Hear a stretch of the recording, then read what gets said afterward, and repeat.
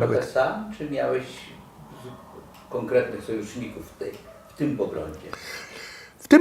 W tym poglądzie ja myślę, że miałem wielu sojuszników, ale można powiedzieć, że ich aktywistyczna rola była ograniczona. Ja chyba wspominałem przedtem, że przed samym marcem 1986 roku tak następowało po pierwsze przekręcanie śruby ze strony władz, zwłaszcza po, o czym mówiłem, wyrzuceniu z partii Leszka Kołakowskiego i Krzysztofa Pomiana i później jako konsekwencję ja zostałem wyrzucony.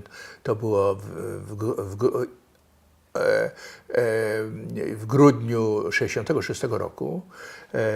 Oni wygłosili, zwłaszcza Leszek Kołakowski, żarliwe przemówienie na Wydziale Historii organizowane przez ZMS, zresztą przez Adama Michnika w dużym stopniu.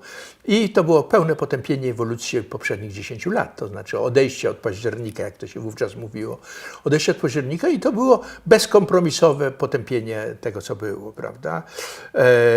I konsekwencją tego było również solidarność okazywana z nim przez wielu pisarzy, którzy zostali z partii wyrzuceni, byli wzywani do KC, z nim rozmawiano, grupa najwybitniejszych ówczesnych pisarzy polskich, którzy byli związani z partią. Można powiedzieć, że to jest taki, następuje wtedy rozwód. I również ja jestem wyrzucony, to jest w innych okolicznościach, na Uniwersytecie Warszawskim jest posiedzenie, konferencja uczelniana partii.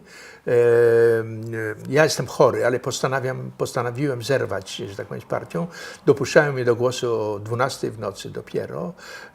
Mam wysoką temperaturę, ja zabieram głos i mówię językiem tak brutalnym i tak niedopuszczalnym dla członka partii, prawda? Nie tylko dla członka partii. W PRL-u ówczesnym ja mówiłem właściwie językiem wolnej Europy. Mówiłem o wolnej Europie, o dyktaturze,